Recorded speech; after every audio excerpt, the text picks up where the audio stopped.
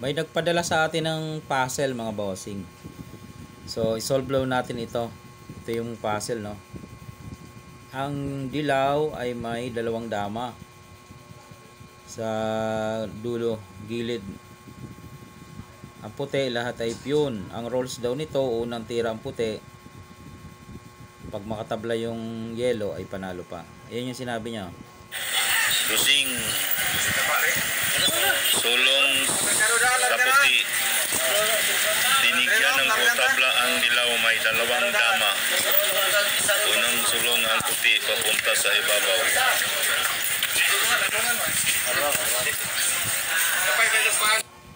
Yan. Yan yung ating isosolve ngayon mga bossing. Punta tayo sa board at ilalatag natin yung kanyang puzzle. Tara, punta tayo. Okay mga boss, ito yung puzzle na sinend sa atin. Ito yung pagkakaayos. May dalawang dama yung itim. Ito, narito. Saka mga piyon. Yan, mga piyon yan. Oh, sumingit. Kakainin na to eh. Ang tanong sa atin nung nagpadala niyan ay unang sulong ang pula. Pula yung piyesang ginamit natin dito eh. Sa kanya kasi puti. Unang sulong ang pula. Talunin yung itim. Dapat hindi siya makakatabla. Yun ang partida ng itim eh. Portabla. Ibig sabihin, siya pa ang namartida kahit may dalawang dama ng itim. Yan. Paano nga ba ang solusyon nito? Ganito lang mga boss. Dahil kakainin na ito ng itim, titira mo ng pula.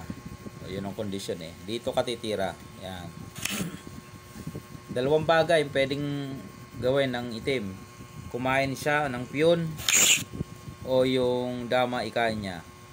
Yan. Unahin natin yung ang ikakain niya ay pag kumain ay dama. Paano? Dama, halimbawa, dama ang una niyang kinain. Anong sunod na step? Dito ka lang. Kakain, syempre. Pakain mo to, dalawa. Yan. Tapos, pumunta ka dito. Kakain ng itim. Pakain mo to. Pagkain niya, ayun, kita mo na.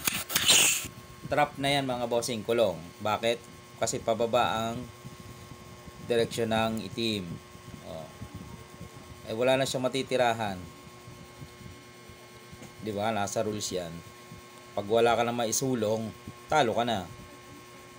Balik natin kasi dalawang choice ng kain doon eh. Kanina dama ang kumain. Ngayon naman piyon. Paano kung piyon? Ganito ka lang. Dito ka lang. Kakain yung dama niya. Tapos isabay mo to. Same process yan, no? Kakain niya ng dalawa. Dito ka. Kakain siya. Pakain mo. Doon pa rin mapupunta. Ayun, mga bossing. So, yan yung solusyon sa puzzle na ipinadala sa atin ng isa nating masugid na taga-subaybay. Shout out sa iyo, bossing. Bossing Junior. Alright.